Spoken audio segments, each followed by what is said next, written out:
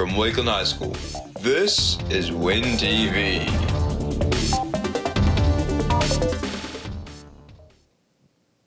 Hello, Wolverines. I'm Emily Stevens. And I'm Bailey Carlton. Today is January 2nd, 2025. Our area of the Metroplex is so unique. In fact, did you know we're one of 17 counties in Texas that still requires state emissions inspections? No way. I thought the whole state got rid of that. Well, it's a bit more complicated than that. Here's Karina Varghese with more emissions inspection policy information. Texas drivers are no longer required to get their vehicles inspected, although this new legislature will not affect Wakeland students. Collin and Denton County are 2 of 17 Texas counties still requiring annual emissions inspections. The CO2 that comes out of your car, we test for that. We see how much goes into the air. The state requires that every car only allows a certain amount. If it exceeds that amount, then it fails the state inspection. This new legislature states that non-commercial vehicles in eligible Texas counties are not mandated for an annual inspection. If you live in Emissions County, Collin, Denton, Travis, there's a few other counties. There's only a few counties in Texas that aren't emissions counties. You have to get an emissions inspection. It used to be safety and emissions, but now it's just emissions. While some Texans believe that this legislature will make their lives easier, others have safety concerns. I liked it when they had a safety and emissions side because I don't want to be on the road next to a car that's cobbled together with just random bits and pieces. That's scary to me. As of January 1st, residents of many Texas counties are saving time, money, and effort for their vehicles. But it is crucial to make sure that your car is ready for the road. I'm Karina Varghese for WINTV. It's good that Collin County still enforces emissions checks. It'll keep everyone safe on the roads. It is hard to stay safe on the roads nowadays. And it's below freezing again, so we need to watch the icy roads too. That's right, our cold weather is back. Ben Miller braved the snow last week to bring us this special report. Texas hasn't seen a white Christmas in over a decade, but will this year bring rolling blackout light shows? In these uncertain times, many Texas residents are questioning the integrity of our state's power infrastructure. Governor Abbott assures that power has been more reliable than it has ever been, but many residents still question how the grid will perform this winter season. Well, it messed up my church because the pipes exploded, and I had to help clean out with that kind of. Besides the fact that in the past we, really haven't been prepared to handle it with the roads and infrastructure and stuff like that. I mean, my experience has always been when we've had a snow day, it's been awesome. With new legislation, Texas has invested heavily in wind power and now represents 28% of national wind power production, the most of any state. And I think since that time, all the municipalities as well as the road NTTA have done a really good job of trying to improve their equipment, improve their work on the roads and preparing the roads and keeping the roads clear so those that do need to go somewhere can get where they need to go safely. It is likely that closures will continue for the foreseen future, but many Texas residents don't mind snow every once in a while. I like sledding or just hanging out with my friends in the snow. Make sure to keep your families, friends, and pets safe this winter season, Wolverines. I'm Ben Miller for WINTV. Thank you, Ben. I kind of hope we get another snow day to explore Frisco. And get some yummy food. Did you see the new restaurant that opened on Main Street? I think so. Is it the same one that is opened by the guy from Dee Dee's? Yeah, he is an amazing chef. Well, let's go to Bailey Carlton for more of Scott Hoffner's new restaurant. Bringing the small-town feel to the fastest-growing city in the nation, Scott Hoffner, the owner at Dee Dee's Downtown, opens a new home away from home with his creperie, Lottie Birds.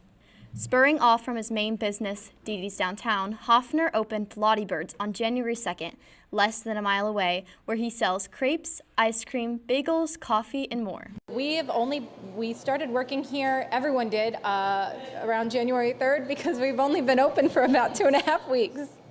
Family is an anchor for Hoffner's inspiration, naming both his businesses after close family members.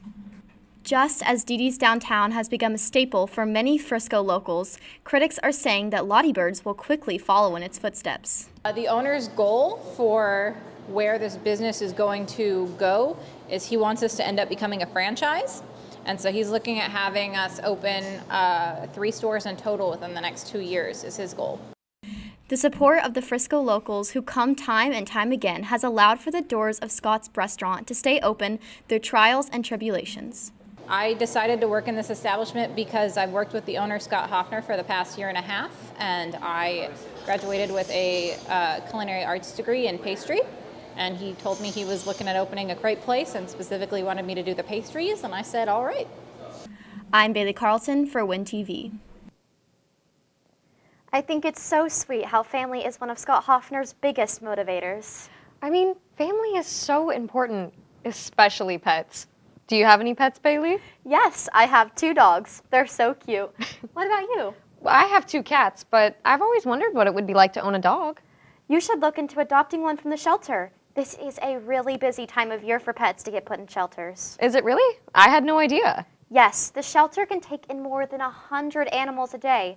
Here is Neela Hurd with a special story about a special animal. At the Little Elm Animal Shelter, cats quietly curl up in the corner and dogs wag their tails and hope for a second chance. But for Coyote, that hope is slowly fading. We are the Town of Little Elm Animal Shelter. We are located at 1605 Mark Tree Lane here in Little Elm. Our adoption rates are $75. All of our animals go home spayed, neutered, up to date on rabies vaccine, all of their other vaccines, up to date on any heart guard, next guard to help prevent fleas. The things that we adopt out from our organization is basically anything that we have come in that is an owner surrender or stray, domestic pets, dogs, cats, guinea pigs, domestic bunnies, all the way up into macaws. We have budgies. We had a little hedgehog come in once that we adopted out, so if it is a domestic pet, we will try and find it a home. We have one dog that has actually been here for 445 days. His name is Coyote. It's Yote for short. He entered the shelter as a owner surrender when he was very young. The previous owners just owner surrendered him due to them not having enough time to dedicate to him, and was hoping that he would come into the shelter to find a family that would be able to dedicate that time. Unfortunately, he has not gotten a lot of interest, but very, very good dog. To help dogs like Coyote and other pets in need, visit the Little Elm Animal Shelter website for more information. I'm Neela Hurd for WINTV. Aw, I'm going to tell my parents to check out that shelter. It's so sad how many animals are stuck there. Or you could just get a snake. Those are cool too. Ooh, I'm not really a snake person. Here's Kara Kirk with some cold-blooded information. Slithering snakes. Leaping leopard geckos, chattering parrots. Exotic pets are scaling new heights in American households. The Dallas Reptarium educates future reptile owners and guides them through the first steps towards the joys of reptile ownership. We've been around for, 10 years, and we have a lot of varieties of species. We have a little bit of everything from our tarantulas to our tree frogs and dart frogs. And then snakes, we have a lot of variety. We have ball pythons, we have boas. We also carry hog noses too. Species selection and understanding the adoption processes create lasting bonds with these prehistoric pets. So my first recommendation when you're trying to buy an animal is first doing research, So with that being said, figure out how what your lifestyle is. So depending on your lifestyle, some animals might benefit you more than others. So once you do research and you figure out, oh, hey, I want to get a leopard gecko, the next step is figuring out what space you have. Some of these animals require a very specific enclosure, if it's more, terrestrial or more arboreal. So that also comes into play of where I'm going to place this in my house, in my room. And then from there, you can make a very good educated guess on, hey, this animal will be the best fit for you. But once you get all those kind of nailed down to the T, it's down to pick the animal out, pick the enclosure out. Adopting an exotic animal can be a fulfilling experience, as they offer an extraordinary and enriching companionship for teenagers. I'm Kara Kirk for WINTV. I still like the idea of getting a snake, though.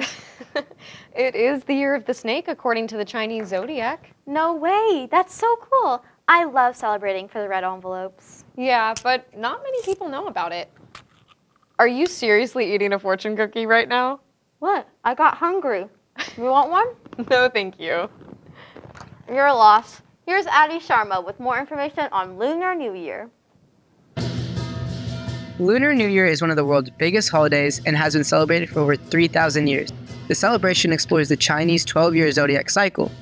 Within the zodiac, you have like the zodiac animals, but then you also have like the elements, right? And both of those kind of refresh every so many years. Like the zodiac animals refresh every. We will be in the year of the wooden snake. Each year, the cycle is represented by a different animal, and it's used to predict how the year is supposed to go. In South Korea, when you're born, based on the date that you're born, you get assigned an animal. Like I'm a mouse and my mom's a dragon. And each year it kind of rotates around the.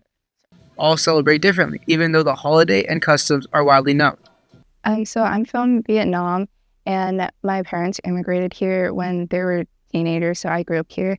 And we celebrate Lunar New Year every February, and it's a really big thing for my family. And most of my family all come over, like my extended family. The adults, they get red envelopes for the children, and they put money usually containing about like $5 to $20. Like it depends on room. Like that's just what my family does. We do a tradition where we wear our traditional Korean clothes to the house. It's mainly all of the kids, but sometimes the parents do it too. And we kind of bow down to the older family members. It says 새해 복 많이 받으세요, and it means may you get a lot of luck this new year. I'm Adi Sharma for WINTV. Speaking of New Year traditions, have you started following your resolutions yet? No, but I intend to. That's fair. I don't think most people have yet. Daniel Levine shows us how the new year comes with new visions for the future. New hopes, fresh goals, and resolutions for change. The transition from 2024 to 2025 comes with these promises, which are made every year by billions. But not many people are still on track by February. Every January, millions of people make vows to better themselves. Yet by mid-year, those promises often fade into forgotten goals. Dr. Alina Garbuz helps to fill the struggles of keeping goals every day. Classic January, everybody goes on a diet, and 2 weeks into the year, people fail, right? And a lot of times because their goals or visions a lot of times are attached to non-eternal visions. I like to think more in transformation terms instead of new, because technically you can't have a new you. You can only have a transformed you. And so instead of being like a new me, I can say, I'm going to honor the me and ask the me like, well, what's one tiny little step in my finances, in my health, and my nutrition, in the way I associate with people that I can make every single day through the course of the year that can help me be a more, I suppose, transformed me. Many students could use Dr. Garbuz's advice with their resolutions. My New Year's resolution is to stop drinking so much caffeine, like specifically like Celsius and Alani's. It's gotten pretty bad. My New Year's resolution is to pass all my classes. My New Year's resolution is to get better at Fort and make better grades. So I've been going to the gym recently and eating better and you know, more mariachi. My New Year's resolution is to go to the gym 4 times a week, at least. The Self-Improvement Club, a student-ran organization driven by betterment, focuses on strengthening their goals and divisions. So at Wakeland, what I really try to do is create a community where people are accepted and can share their passions and interests and their experiences about how they grew in one aspect of their lives. So like I said, my biggest piece of advice would be to start now, and I think that's because the biggest mistake people make is, you know, saying, oh, I'll do it tomorrow, or we'll start next week, or, you know, I'll eat junk food today, I'll get on the diet tomorrow, or something like that. Good luck with your New Year's resolutions, Wolverines. I'm Daniel Levine for WINTV. It's so cool to hear from a real-life coach. I agree. Did you know there's a Wakeland student making music for her ISM project? No, I didn't, but I'd love to hear more. Here is Kieran Orleans with this exciting student opportunity. Students at Wakeland are taking initiative to achieve their career goals. Independent study and mentorship students are working towards a project in their chosen field. Corinne Morton is an ISM mentor and student that has written songs to further her research in music. So in ISM this year, I'm studying music production, and so essentially what I'm doing is working with a producer. I'm going to shadow him in the studio, and I get to work on my own projects and learn all about music production and recording in a studio. For my original work, I created 3 original songs that for my final product later in the year, I'll be able to record, produce, and hopefully release. Music is just one of the many fields students choose to study in ISM. Working with students and adults, these projects show the growth students have towards their potential careers. I'm Kieran Orleans for WINTV. I love how there's so many diverse passions at our school. Music, arts. And sports. Yeah, that's right. In fact, some of Wakeland's greatest legacies stemmed from athletic mentorship. For 18 years, Wakeland has been home to many students and staff. It's important to take a look back and appreciate those who have made Wakeland what it is today. Since 2007, Mr. Duran has been an important part of the Wakeland community, constantly supporting everyone who walks the halls. Our mission in our district, of course, people say it all the time, is to know every student by name and need. But I think even before that, kind of the litmus test for me was, at the end of every day, can I look back and say, like, okay, everything I did today was what was best for students. When I first started in Frisco, I was at Frisco Middle School, and Coach Isom was one of my 8th grade football players. So I still think of him kind of as, he's a kid, but he's not a kid anymore, right? From being coached by Mr. Duran to being head football coach at Wakeland, Coach Isom's legacy continues with his athletes. I would hope that my legacy that I'm able to leave here at Wakeland after being here for a lot of years now is just somebody that really cared about the people and cared about the kids and really helped prepare them to take on the world outside of high school. Whatever it is, whether it's in athletics or it's up in the classroom or it's out in the community or it's at your job or one day when you have a real job and a real family, just always give your absolute best. I'm Ava Wheatley for WINTV. It's awesome to see students growing their passions. Did you hear the girls' basketball team, awesome season so far? I heard the girls demolished the Colony at their last game. Our sports reporters have more on the Wolverine Replay. The Wakeland girls basketball team has been dominating their season, with 24 wins over their past 29 games. With their season coming to a close, many students sit on the edge of their seats waiting for the exciting end of the season. I feel pretty good. We're surprising a lot of people, and we're playing together well and winning a lot of games. Hopefully we make it to the state finals. We're number 3 in the state right now, and I just hope we make it really far in playoffs and leave a legacy for the team. Their next game is on Thursday against Highland Park at 6 p.m. Make sure to come out and support your fellow Wolverines. I'm Will Snook for WINTV. On Tuesday, January the 2nd, the Wakeland Wolverines narrowly defeated the Lone Star Rangers 62-61 in the highly anticipated rivalry. With less than a minute remaining, shooting guard Matthew Lastray hit the game-winning three-pointer to seal off the Wakeland victory. Wakeland lengthened their 4-game win streak to 6 wins with wins against R.L. Turner and Reedy. Unfortunately, that streak would come to an end last Friday with a 47-59 loss to the Colony. The Wakeland Wolverines will look to bounce back this week with games against Newman Smith and Highland Park.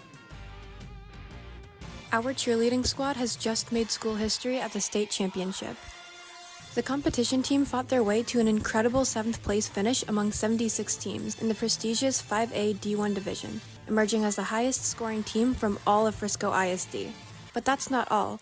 Our talented squad secured 2nd place in state for crowd leading and captured 11th place for their dynamic band chant performance. If you see any of our cheerleaders in the halls today, be sure to give them a thunderous congratulations. Their dedication and school spirit have made us all proud.